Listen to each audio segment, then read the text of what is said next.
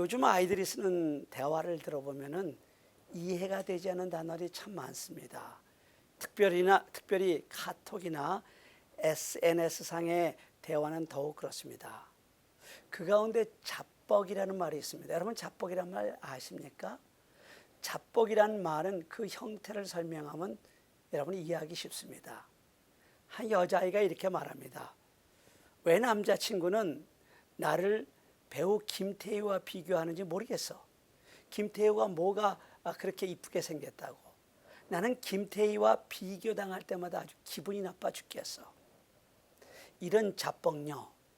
평상시에는 자기는 다른 여자를 보다 이쁘고 모든 사람들이 자기를 쳐다본다고 착각하고 사는 처녀가 하루는 시골 외할머니 댁에 갔다가 해가 지고 어둠이 조금씩 밀려오는 시간에야 겨우 도착해서 시골 마을길을 걷고 있었습니다. 그런데 그야말로 인신매매범 같이 험악하게 생긴 사람이 자기 뒤를 자꾸 따라오면서 이렇게 소리를 지르는 것입니다. 같이 가 처녀, 같이 가 처녀. 아가씨가 갑자기 겁이 덜컥 났습니다. 그래서 발걸음을 재촉했습니다. 그런데 비포장 도로를 하이힐을 신고 뛴다는 것이 쉽지 않아서 그만 넘어지고 말았습니다. 뒤따라오던 사람이 새파랗게 질린 채 엎드려 있던 아가씨를 참 별난 여자가 다 있니 하는 눈초리로 물끄러미 쳐다보더니 이렇게 소리를 지르며 지나가더라는 겁니다. 갈치가 1,000원. 그래요. 갈치가 1,000원 하는 소리를 이 자뻑녀는 가치가 처녀 하는 소리로 들은 것입니다. 여러분 착각도 자유죠. 그런데 신앙생활을 하면서 이런 자뻑, 착각을 하고 사는 사람들이 얼마나 많은지 모릅니다. 얼마나 많은 사람들이 믿음의 핵심인 예수 그리스도를 잃어버리고 성령의 능력을 잃어버리고 엉뚱한 것들이나 붙잡고 살면서 스스로 나는 믿음 생활을 잘하고 있다고 착각하고 있는지 모릅니다. 여러분 오직 예수 그리스도를 외치던 우리 예수쟁이들이 가장 중요한 핵심가치 본질인 예수 그리스도를 잃어버린다고 하면 남는 것이 무엇이 있겠습니까?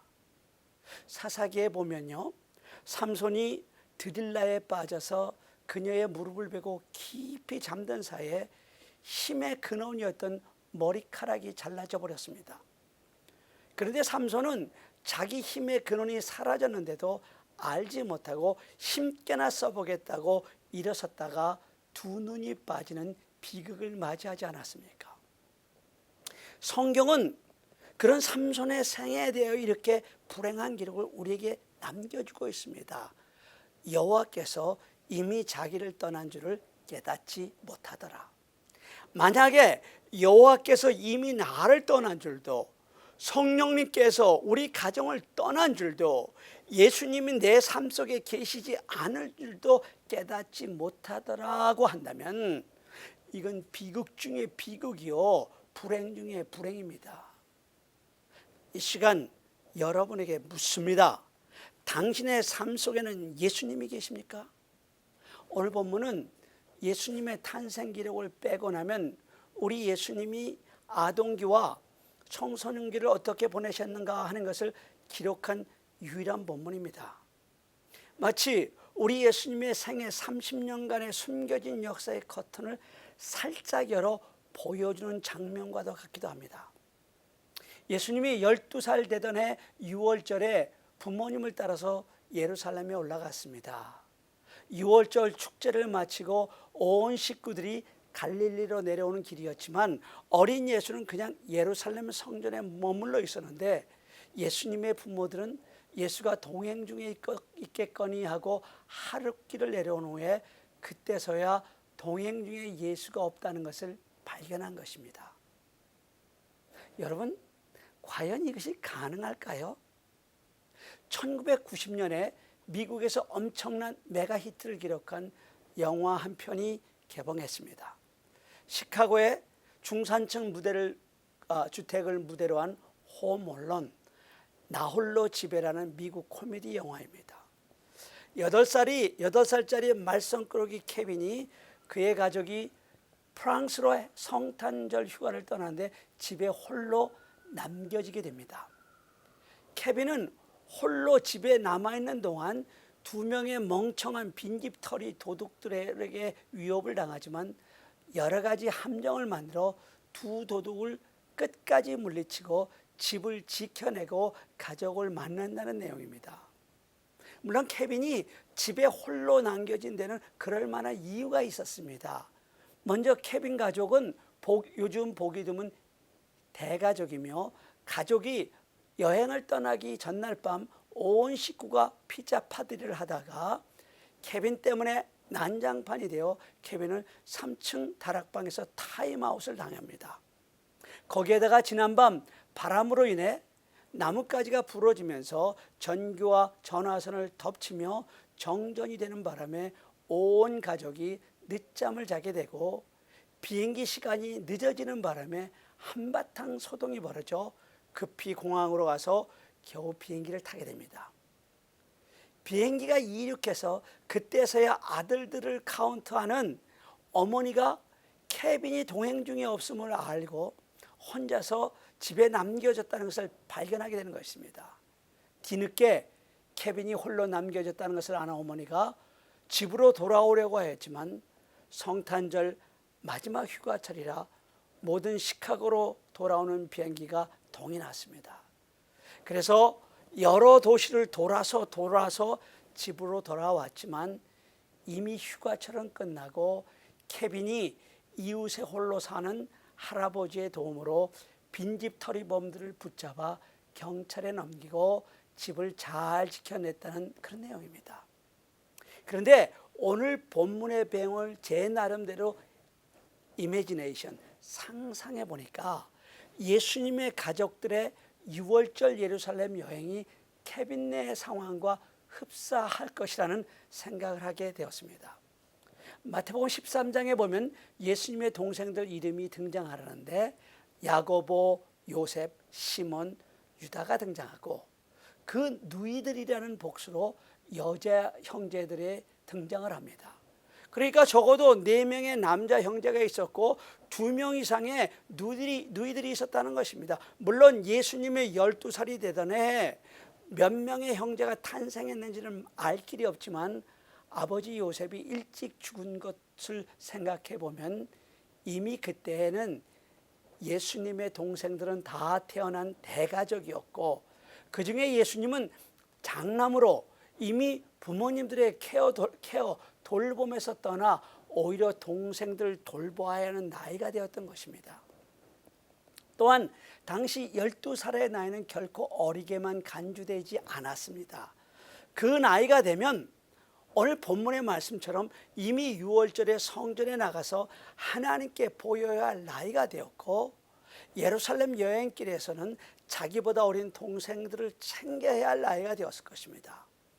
그래서 예수님의 부모들은 예수께 신경을 쓰지 못했을 것이고 예수의 부모들은 예수가 동행 중에 없었다는 사실조차 눈치채지 못한 채 지금 나사렛으로 돌아가고 있었던 것입니다. 특별히 어중간한 나이였던 소년 예수는 여인들과 어린아이들의 행렬이나 남자 어른들과 제법 나이가 든 소년들의 행렬 중 어느 곳에 끼어도 무방했을 것입니다. 행렬은 자연스럽게 두 그룹으로 나뉘어졌고 아버지 요셉은 요셉대로 예수가 어머니 마리아와 함께 여행하고 있을 것이라고 생각했을 것이고 어머니 마리아는 마리아대로 예수가 아버지 요셉과 함께 여행하고 있을 것이라고 생각을 했을 것입니다. 이렇게 서로가 착각하는 사이에 하루가 지나서야 일행 중에 예수가 없다는 사실을 알게 된 것입니다. 그때 예수의 부모들이 얼마나 놀랐겠습니까? 언젠가 교회 권사님 한 분이 손주를 잃어버려 당황했던 이야기를 해주신 적이 있습니다. 예수님의 부모들이 바로 그런 심정이었을 것입니다. 아는 사람을 만나면 우리 예수를 보지 못했습니까? 물어보았을 것이고 길에서 만나는 사람마다 붙잡고 이렇게 생긴 소년을 보지 못했습니까? 물어보면서 사흘 동안 찾아다녔을 것입니다. 그렇게 자그마치 사흘을 헤매다가 겨우 예루살렘 성전에서 예수를 찾은 것입니다. 깜짝 놀란 부모가 아이야, 왜 부모에게 이렇게 놀라게 하느냐? 내가 왜 여기 있느냐? 물으니 신구약 성경에서 예수님이 처음 입을 열어서 이렇게 말씀하셨습니다. 내가 내 아버지 집에 있어야 될 줄을 왜 알지 못했습니까? 여러분, 이 말씀에는 자신이 누구인가 하는 큰 암시가 들어있습니다. 어린 예수가 하나님을 내 아버지라고 부르고 성전을 내 아버지 집이라고 부르고 있습니다. 이 시간 다시 한번 여러분에게 묻습니다. 여러분의 삶 속에 예수님이 계십니까? 여러분의 하루하루 살아가는 삶의 여정 가운데 예수님이 여러분과 동행하고 계십니까? 여러분이 아파하고 힘들어하고 고난을 겪고 있는 그 고난의 현장에서 예수님께서 여러분을 지켜주고 동행하고 계십니까? 여러분의 가치관 속에 세계관 속에 예수님이 계십니까? 여러분이 소원하는 그 기도 속에 그 비전 속에 예수님이 계십니까? 혹시 이미 예수님은 내 삶 속에 계신지 아는지 오래되었는데 나 혼자 예수님이 나와 함께 계신다고 착각하고 있는 것은 아닙니까? 마리아와 요셉은 예수를 잃어버렸고 삼손은 성령의 능력을 잃어버렸으면서도 자기들에게 있는 줄 알고 착각했습니다. 만약에 오늘 우리가 예수님을 잃고 성령의 능력을 잃어버리고 엉뚱한 것들을 붙들고 산다면은 우리는 가장 중요한 핵심 가치, 본질을 잃어버리고 사는 가장 불쌍한 사람들이 되는 것입니다. 여러분, 그것은 모든 것을 잃어버린 것입니다. 그런데 현대교회는 군중교인들 속에서 살면서 예수님을 잃어버리고 종교 생활을 하는 사람이 얼마나 많은지 모릅니다. 매주일 새롭게 구성한 프로그램으로 웅성웅성 잔치 분위기에 휩쓸리며 많은 군중들 속에서 끼어서 함께 따라가다 보면 나도 천국에 도착하려니 착각을 합니다. 또 나는 목사니까 예수님이 나와 함께 계시겠지. 나는 장로니까 권사니까 당연히 예수님이 나와 함께 계시겠지. 과연 그럴까요? 아니요, 착각입니다. 착각의 늪에 빠져 허우적거리지 마세요.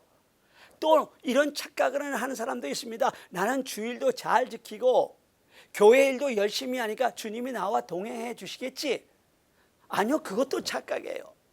자신의 봉사와 헌신으로 예수님과 함께하는 사람이라고 자신하는 사람도 착각의 늪에 빠져서 허우적거리는 것입니다. 우리가 이런 타성에 젖어 착각의 늪에 빠지지 않기 위해서는 하나님의 말씀으로 돌아가야 합니다. 하나님의 말씀을 잊어버리면 누구나 착각의 늪에 빠지게 되어 있어요. 우리의 영혼에서 성경 말씀이 지워져 버리면 예수님을 자기 경험대로 자기 지식대로 생각하게 됩니다. 그런 이들 중에는 예수님을 위대한 정치 지도자, 지혜를 가르쳐주는 위대한 선생님, 여러 종류의 차별의 벽을 무너뜨리는 선동가요, 사회운동가나 모든 이들이 서로 사랑하게 해주는 멋진 성자로 착각하는 경우가 있다는 것입니다. 왜 사람들이 이렇게 착각하고 사는지 아십니까? 하나님의 말씀이 그 영혼에서 지워져 버렸기 때문입니다. 그래서 많은 사람들이 예수님을 믿노라 하면서도 착각의 늪에 빠져서 실제로 예수 없는 삶을 살고 있는 것입니다. 그러니까 조그만 고난을 만나도 괴로워하고 슬퍼하고 우울해하고 마치 세상이 무너지는 것처럼 답답해하고 좌절하는 겁니다. 아니요, 우리 예수님은 우리의 구세주입니다. 오늘 우리가 예배하는 분은 우리 죄와 우리를 사망에서 구원하신 분입니다. 그래서 이 착각의 늪에서 빠져나가기 위해서는 하나님의 말씀을 회복해야 된다는 것입니다. 하나님의 말씀인 성경은 신앙생활의 기준이요 기본이요 표준입니다. 하나님의 말씀인 성경은 신앙의 핵심을 가르쳐주는 진리의 말씀입니다. 하나님의 말씀인 성경은 예수 그리스도가 누구인지 분명하게 우리로 알게 해주시는 하나님의 음성입니다. 그래서 예수님이 이렇게 말씀하신 것입니다. 너희가 성경에서 영생을 얻은 줄 생각하고 성경을 연구하거니와 이 성경이 곧 내게 대하여 증언하는 것이니라. 그래서 마음을 열고 성경을 읽어야 합니다. 그리고 시간을 내서 겸손히 성경을 배워야 합니다. 그럴 때 비로소 착각의 늪에서 빠져나와 예수님이 어떤 분인지 바로 깨닫게 되고 그 예수님을 우리의 삶에 모셔드리게 되는 것입니다. 너는 지금 예수님을 믿고 살고 있는가? In His Step이란 소설에서 주인공인 맥스웰 목사가 타성에 젖은 제 목회를 하라는 자기 자신을 발견하고 깜짝 놀라서 한 말이 What would Jesus do? 예수님이라면 이런 경우에 어떻게 하셨을까 하는 질문입니다. 우리가 매 순간 예수님이라면 이런 경우 어떻게 하셨을까 하는 질문을 하고 살아간다면 결코 예수님을 잃어버리지는 않을 것입니다. 성경에 기록된 예수님의 삶을 돌아보면서 예수님이라면 이런 경우 어떻게 하셨을까 하는 진솔한 질문을 하며 우리가 살아간다면 우리를 어리석은 착각에서 막아주며 우리를 착각의 늪에서 빠져나오게 할 것입니다.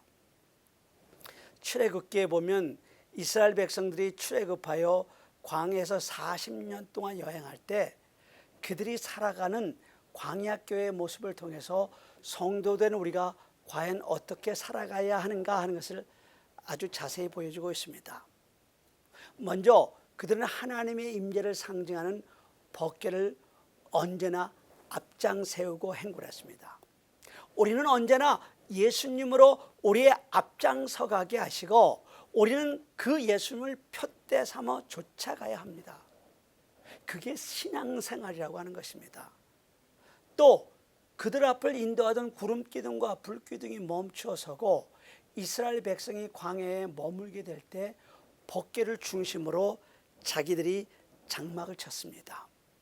우리 삶의 중심에도 예수님을 모시고 살아야 합니다. 좌로도 우로도 치우치지 말고 말씀 중심으로 살아가야 합니다. 이게 신앙생활이라고 하는 것입니다.